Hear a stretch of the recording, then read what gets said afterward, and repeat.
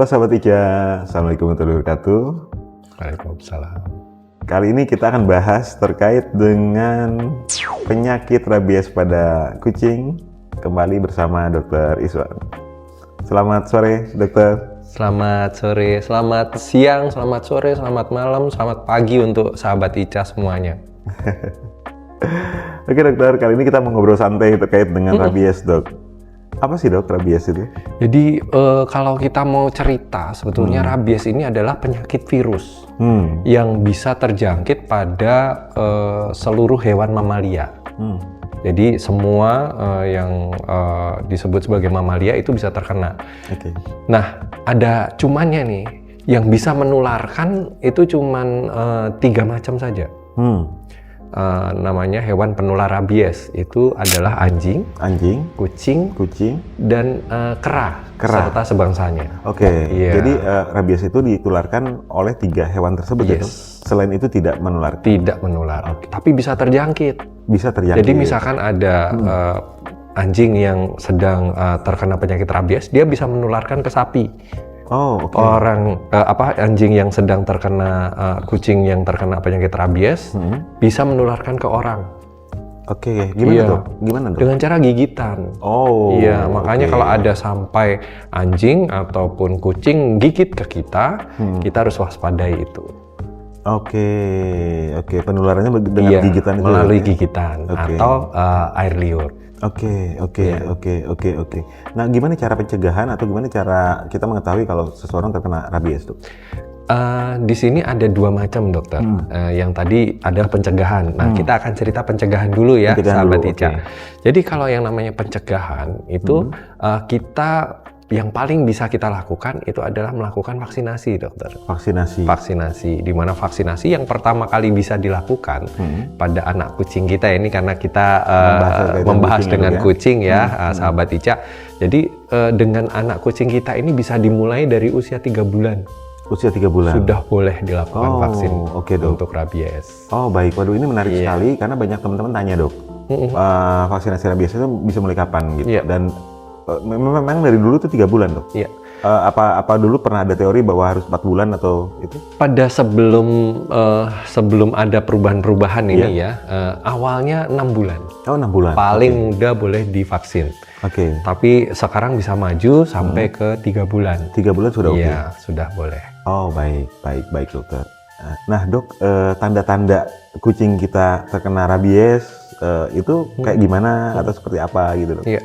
Jadi yang pertama kali kalau kita melihat kucing kita atau bahkan kita sendiri itu terkena rabies, yang pertama kalinya itu adalah kita akan ada menarik diri. Menarik diri? Iya, karena ada fase di mana kita itu takut dengan cahaya, takut dengan air, takut dengan suara, takut dengan orang lain. Oke, berarti yang barusan itu adalah gejala-gejala seseorang atau hewan terkena rabies gitu? Takut air dia, takut cahaya, kemudian cenderung menarik diri gitu? Iya. Menarik diri dari lingkungan dia? Iya, bahkan kalau perlu, dokter, itu sembunyi di kolong. Oke, jadi kalau kucingnya mojok-mojok. Kita pun juga begitu kalau terkena nih. Mungkin teman-teman bisa lihat di konten-konten YouTube yang terkait dengan rabies ya. Itu makanya namanya disebut sebagai penyakit anjing gila kalau pada saat zaman dulu kan. Tapi kita familiar dengan rabies. Nah, ini benar-benar ada fase kegilaan juga setelah kita menarik diri, itu namanya fobia itu. Di awal kita takut. Bahkan nanti ada fase di mana kita itu takut dengan air, betul-betul takut.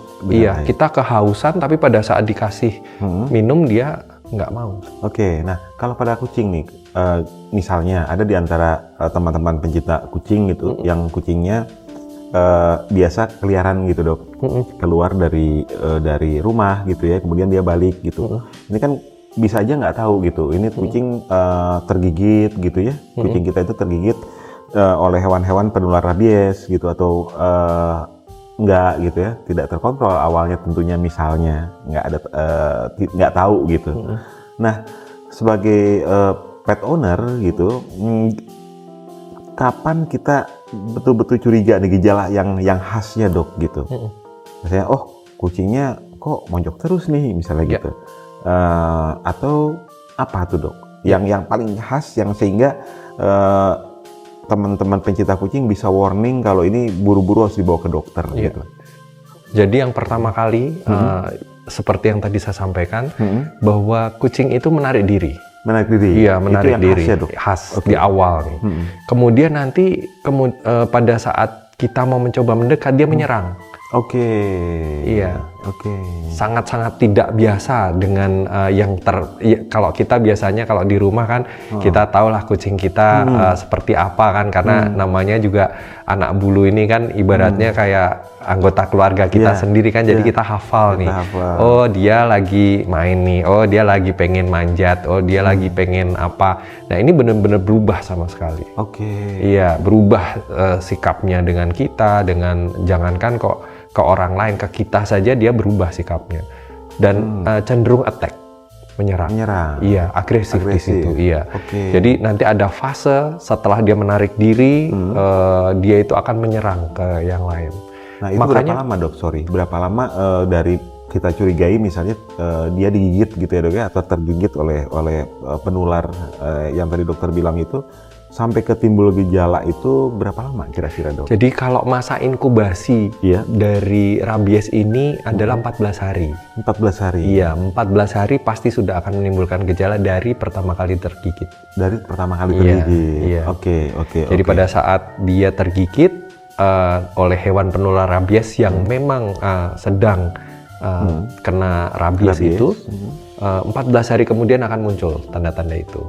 Makanya ini berimbas juga nih ya ke teman-teman sekalian ya, kenapa kok pada saat teman-teman melalui lintaskan kucing ataupun anjing, terutama kucing ya, kalau kita ikut kontes nih teman-teman nih ya, selalu diminta oleh teman-teman karantina untuk dikarantina dulu 14 hari. Sebetulnya ini tujuannya untuk observasi apakah ini membawa rabies atau betul. Jadi kita observasi selama 14 hari. Begitu juga pada saat kita menemukan ada kucing yang terjadi perubahan itu, kita harus segera kandangkan dia. Dikandangkan untuk kemudian kita observasi, betul, 14 hari. Begitu sudah mulai nampak gejala-gejala rabies itu, karena memang yang diserang ini syarafnya. Makanya rusak otaknya itu. Iya. Nah kalau ini, kalau misalnya kita menemukan atau kucing kita gitu ya, atau kucing teman-teman pencinta kucing ternyata tergigit oleh kucing lain atau tergigit oleh anjing, itu kita harus tunggu timbul gejala yang tadi itu, atau sebaiknya langsung dibawa ke dokter hewan untuk dibersihkan atau untuk disuntik obat tertentu, mungkin gimana dok kalau ada kasus seperti itu? Ya baik, jadi kalau untuk penanganan pertama pada saat ada terkena gigitan, itu yang pertama kali kita lakukan memang harus dibawa ke dokter. Karena nanti dokter akan memeriksa bagaimana lukanya, karena kalau luka, apalagi sampai luka terbuka, itu kita tetap harus lakukan tindakan-tindakan medis yang memang penting, ya betul, pembersihan, kalau perlu dijahit, kemudian hal-hal yang lain yang mungkin akan dikonsulkan, salah satunya adalah tentang rabies itu. Jadi serunya lagi nih dok, saya bilang seru ya, padahal ini sebetulnya mengkhawatirkan ini ya, bahwa rabies ini tidak ada obatnya dok. Iya, karena dia penyakit virus dan dia masuk melalui syaraf. Dari gigitan hewan yang gigitan hewan. Makanya kemudian kalau nggak ada obatnya, gimana tuh pencegahannya biar nggak terkena? Nah, kalau pencegahannya tadi seperti yang saya sudah kemukakan di awal juga, bahwa yang kita lakukan adalah kita harus melakukan vaksinasi. Vaksinasi dimulai dari umur 3 bulan, diulang lagi kemudian baru setiap tahun. Jadi ya untuk pencegahannya ya vaksinasi. Nah dok, andai dok ada di antara teman-teman pencinta kucing yang memiliki kucing yang ada gejala rabies gitu.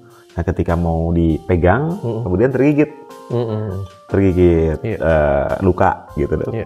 Dan setelah kucingnya dibawa ke dokter hewan, ternyata memang arahnya ke rabies. Nah untuk ownernya itu bagaimana dok? Apa yang harus dilakukan yang sudah tergigit tadi? Baik, jadi untuk owner yang sudah terlanjur tergigit, kita harus lakukan pencegahan juga dokter. Jadi yang pertama kali kita lakukan, karena tadi sudah konsul ke dokter hewan untuk kucingnya, kemudian untuk ownernya itu kita bawa ke puskesmas atau ke rumah sakit yang terdekat dokter. Karena nanti akan mendapatkan suntikan VAR. Iya, di mana itu anti rabies. Iya. Atau serum anti rabies juga dok. Jadi tergantung dari ininya ya. Kita lakukan untuk hewannya, sedangkan untuk manusianya itu jadi kewenangan dokter lah ya. Cuman ya itu tadi tetap kita harus konsulkan sampai ke ke fasilitas medis yang terdekat. Biasanya nanti akan diarahkan untuk diberikan VAR ataupun serum anti rabies kepada para owner yang tergigit. Makanya tetap harus hati-hati.